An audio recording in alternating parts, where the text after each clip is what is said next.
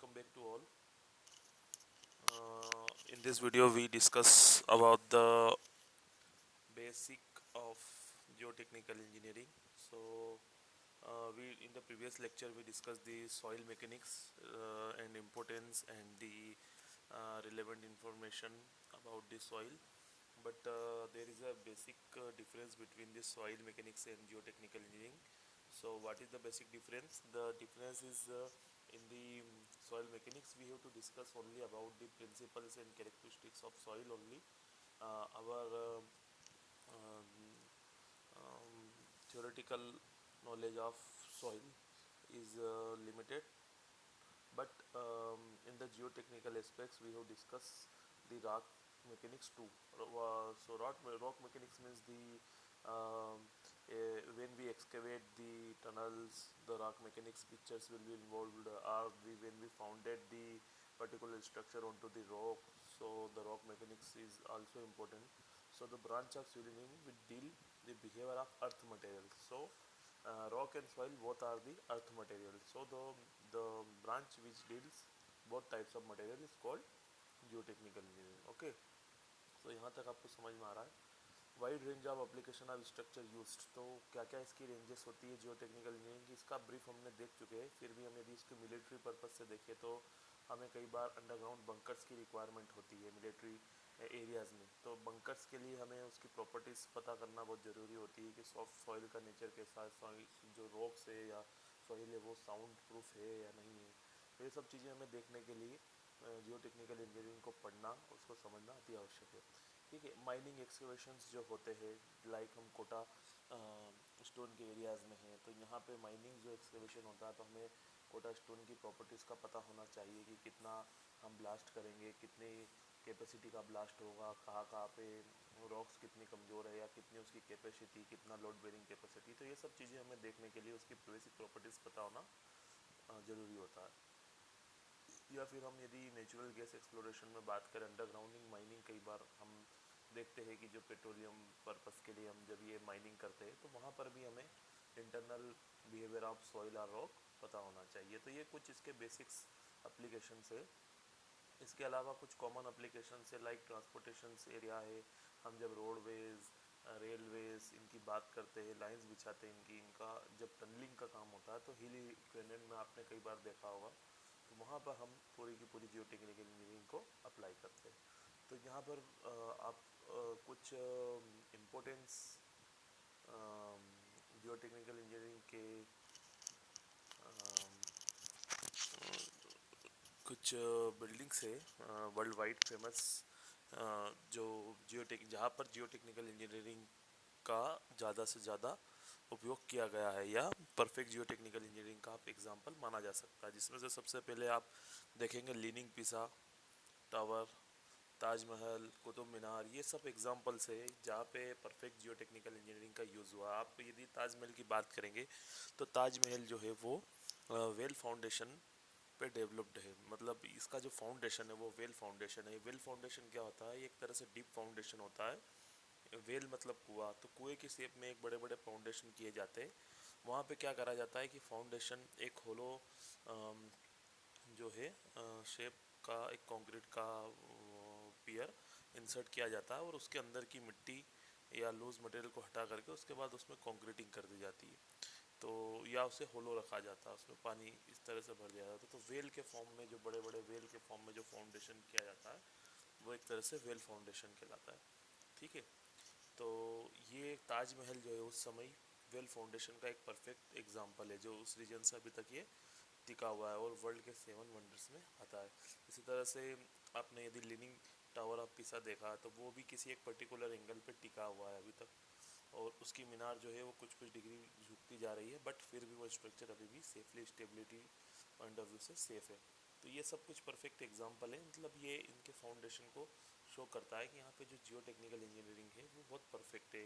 Like India में कुतुब मीनार भी एक परफेक्ट जियो टेक्निकल इंजीनियरिंग का बहुत अच्छा एग्जाम्पल है. ओके. इसके अलावा हम यदि कुछ स्टेबिलिटी या नेचुरल मैन मेड स्लोप्स की बात करें तो वहाँ पे भी उनकी अंडरस्टैंडिंग को समझना बहुत ज़रूरी होता है. क्योंकि जब हम माइनिंग की बात करते हैं, जैसे कि हमारे कॉलेज कैंपस के बाहर आप देखेंगे तो कोटा स्टोन की एक माइन का आपको एक आर्टिफिशियल स्लोप दिखेगा।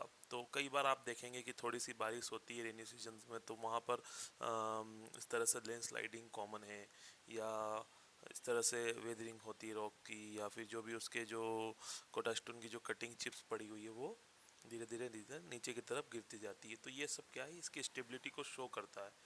तो ये यहाँ पे इसका फेल्यूर ना हो, ये सब चीज़ें हमें देखना होगा कि जब भी हम माइनिंग कर रहे हैं तो कितने किस स्लोप से उसे रखा जाए, कितना उसका एंगल ऑफ रिपोज रहे। तो ये सब चीज़ का एनालिसिस करने का जो पार्ट है वो भी सब मैकेनिक्स जो है वो जियो टेक्निकल इंजीनियरिंग में आता है। आप देखिए land sliding, mud sliding Sri Lanka में एक परफेक्ट एग्जांपल है। तो ये कुछ एग्जांपल्स है जहाँ पे जिन्हें हमें देखना पड़ता है जब हम डिज़ाइन की बात करते हैं तो, या जियो टेक्निकल एस्पेक्ट की बात करते हैं। ये आपको एक टनल का एग्जांपल यहाँ पे दिख रहा है जहाँ पे जन शताब्दी एक्सप्रेस यहाँ से गुजर रही है। इस तरह की टनल आपने कई बार कोटा से झालावाड़ आते हुए ट्रेन में देखी होगी। तो ये सब जब हम डिज़ाइन करते हैं, जब कटिंग करते हैं, तो यहाँ पे हमें ये टनल, ये ओपन टनल है, कई बार क्लोज टनल होती है जो कि पूरी क्लोज होती है। तो ये इनकी जब डिजाइनिंग होती है, जब इसकी कटिंग की जाती है, तो हमें देखना होता है कि जो ऊपर वाली जो रॉक है वो कितना सपोर्ट कर रही है, किस तरह से उसमें अंदर हुक स्ट्रेसेस जनरेट हो रही है, कितना कहाँ पे वेदर्ड रॉक है, कहाँ पे साउंड रॉक है, कहाँ पे इम्पेक्ट रॉक है। तो ये सब एनालिसिस जब हमें जियो टेक्निकल पार्ट में हम इसको कवर करते हैं। इसके अलावा आपने कई बार देखा होगा कि कई बार पूरी की पूरी बिल्डिंग अर्थक्वेक के कारण कोलाप्स हो जाती है। तो अर्थक्वेक की जहाँ पर भी पिक्चर आती है, जहाँ पर भी नाम आता है, तो वहाँ पर डायरेक्टली मशीन लोडिंग या फिर डायनामिक लोडिंग की बात होती है। तो डायनामिक लोडिंग क्या होती है कि जो एक डायनामिकली मतलब लोड लगता है और छूट जाता है, फिर लगता है फिर छूट जाता है, मतलब शॉर्ट इंटरवल के लिए सडनली कोई लोड लग रहा है तो वो लोड कहलाता है डायनामिक लोड। और स्टैटिक लोड होता है जो लॉन्ग इंटरवल एक जैसा कंटिन्यूसली लगा जा रहा है कॉन्स्टेंटली, तो वो लोड होता है आपका स्टैटिक लोड। तो यहाँ पर यदि आप मशीन फाउंडेशन, आप सभी ने गौर करा होगा जो मशीनें होती है लाइक आटा चक्की या फिर कोई भी आपने इंस्ट्रूमेंट देखा हो, हाइड्रोलिक मशीनें देखी हो, तो जब वो बिना फाउंडेशन के यदि उसे हम किसी जगह पर प्लेस कर देते तो वो बहुत ज़्यादा वाइब्रेट करती है, लाइक आपका मिक्सर हुआ। तो ये सब मशीनें हैं। तो ये वाइब्रेशन क्या करता है कि ये वाइब्रेशन उसके सराउंडिंग में जो भी इम्पोर्टेंस बिल्डिंग है या जो भी बिल्डिंग स्ट्रक्चर्स है उसको कहीं ना कहीं किसी ना किसी रूप में इफ़ेक्ट करती है, अफेक्ट करता है। तो ये अफेक्ट कम से कम हो उसके लिए हमें उसकी प्रॉपर डिज़ाइन करनी होती है। तो इसके लिए अब मशीन फाउंडेशन एक अलग ही सब्जेक्ट है, डायनामिक्स ऑफ सॉइल एक अलग ही सब्जेक्ट है, वहाँ पे हम ये सब चीज़ें डिस्कस करते हैं।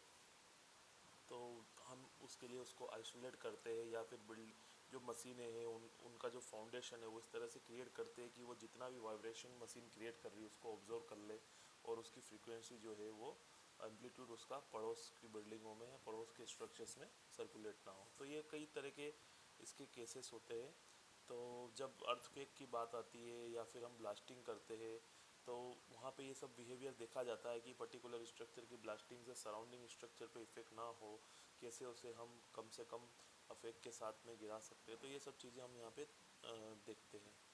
इसके बाद लिक्विफेक्शन, लिक्विफेक्शन भी जियोटेक इंजीनियरिंग में एक बहुत इंपॉर्टेंट पार्ट होता है। लिक्विफेक्शन क्या होता है कि कई बार क्या होता है जब आपका बहुत ज़्यादा एक्सेसिव रेनफॉल हो जाती है, या फिर आप यदि किसी समुद्री रीजन में देखेंगे तो वहाँ पे सैंडी सॉइल आपको ज़्यादा मिलेगी, लाइक आपको वहाँ पर रेती टाइप की रेती नुमा सॉइल ज़्यादा मिलेगी जो उसके जो बीच होते हैं वहाँ पर।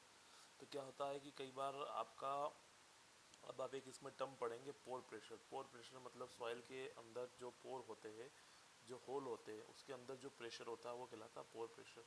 तो कई बार यदि आपका पोर प्रेशर इतना ज़्यादा बढ़ जाए कि जो उसकी जो शियर स्ट्रेंथ है वो उसको जीरो कर दे, तो यदि सॉइल की शियर स्ट्रेंथ यदि जीरो हो जाएगी उस पोर प्रेशर के बढ़ने के कारण, लाइक या पानी आपका पूरा सिचुरेटेड हो जाएगा, सॉइल पूरी 100% सारे वॉइड्स उसके पानी से भरा जाएंगे।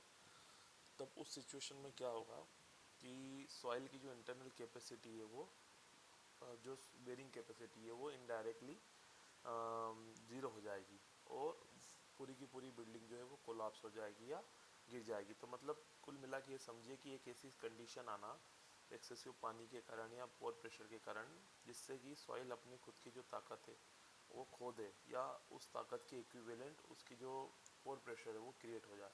तो ये दोनों एक दूसरे को कॉन्ट्रैक्ट कर ले और आपकी जो है जो भी स्ट्रक्चर है या जो भी सॉइल है वो उसको होल्ड करने की कैपेसिटी समाप्त हो जाए। तो ये सिचुएशन कहलाती है सॉइल लिक्विफिकेशन। अब ऑफशोर स्ट्रक्चर्स होती है। ऑफशोर स्ट्रक्चर्स में भी सॉइल मैकेनिक्स का यूज़ होता है। जब आप ऑफशोर जो बंदरगाह होते हैं या फिर जहाँ माइनिंग होती है, पेट्रोलियम एरियाज़ होता है, तो वहाँ पर हमें कई कई जगह पर ऑफशोर स्ट्रक्चर्स को क्रिएट करना होता है। तो उस पर कई तरह के वेव प्रेशर का इफेक्ट पड़ता है, water pressure, hydraulic pressure, dynamic pressure, कई तरह के प्रेशर उस स्ट्रक्चर पर लगते हैं। तो वहाँ हमें उसे उसकी डिज़ाइन के पार्ट को किस तरह से समझना होता है, कैसे उसका फाउंडेशन पहुँचाया जाएगा उस लेवल से कई कई मीटर तक, एक एक किलोमीटर तक हमें कई बार फाउंडेशन को समुद्र में एक्सटेंड करना होता है। तो ये यहाँ पर भी जो है जियो टेक्निकल इंजीनियरिंग का इम्पोर्टेंस होता है। तो आपने ये समझा। इसके अलावा सॉइल स्ट्रक्चर इंट्रैक्शन बहुत ही इम्पोर्टेंट टॉपिक है। तो सॉइल स्ट्रक्चर इंट्रैक्शन क्या होता है कि जो आपकी स्ट्रक्चर्स होती है, स्ट्रक्चर के साथ में सॉइल का बिहेवियर देखना, कंबाइंड बिहेवियर देखना, ये कहलाता है सॉइल स्ट्रक्चर इंट्रैक्शन। लाइक यदि आपने कोई फाउंडेशन बनाया है तो उस foundation as a structure part हो गया और soil is a geotechnical part हो गया। तो इन दोनों के बीच में जो बाउंड्री लेयर है, उस बाउंड्री लेयर पे इन दोनों मटेरियल का क्या क्या बिहेवियर होगा, तो उसको कंबाइन हमें रिस्पॉन्स को देखने के लिए जब हम स्टडी करते हैं तो वो कहलाता है सॉइल स्ट्रक्चर इंट्रैक्शन। तो जो जापान का जो अर्थ के कहा था वो इसी के सिमिलर है। ये देखेंगे आप तो सारी की सारी बिल्डिंगें जो है यहाँ पे कोलाप्स हो गई है। तो सॉइल के साथ जो स्ट्रक्चर का बिहेवियर था, ये ब्रिज डैमेज है, वो एनालिसिस नहीं हुआ है। मतलब हमें कंबाइंड स्टडी करना होगा कि क्या ये बिहेवियर हो रहा है। इसके अलावा जैसे मैंने आरी वॉल बताया था, reinforced retaining wall structures, like जो अभी नया ब्रिज कंस्ट्रक्टेड हो रहा है हमारे कॉलेज के सराउंडिंग, तो वहाँ पे आप कॉर्नर पे देखेंगे, सुनील रोड के कॉर्नर पे, कि जो रिटेनिंग वॉल बनी हुई है वो इसका परफेक्ट एग्जांपल है। यहाँ पे आरी रिटेनिंग वॉल है, इस तरह की जियो सिंथेटिक लेयर यहाँ पे लगा दी जाती है और उसे कॉम्पैक्ट कर दिया जाता है। और रिटेनिंग वॉल तो आपने कई बार हिली एरिया में देखी ही होगी, जहाँ पे हिल्स है, तो वहाँ पे जो ब्रिजेस बनते हैं या छोटे छोटे जो पुलिया बनती है, तो वहाँ पर हमें इस तरह के काउंटरफोर्डा ग्रेविटी या कैंटिलीवर बॉल का डिजाइन किया जाता है, जो कि एक तरफ से सॉइल को रिटेन करके रखती है, सॉइल को रोक के रखती है। तो सॉइल में कई तरह के प्रेशर जनरेट होते हैं, अर्थ प्रेशर जनरेट होते हैं, आगे आप डिस्कस करेंगे एक्टिव पैसिव, तो वहाँ पे इसका यूज़ होता है। तो ये सब एक छोटा सा वीडियो मैंने आज बनाया था जो आपके importance of Jio technical engineering को शो कर रहा है। आगे हम नेक्स्ट वीडियो में different types of soil formation इसको डिस्कस करेंगे।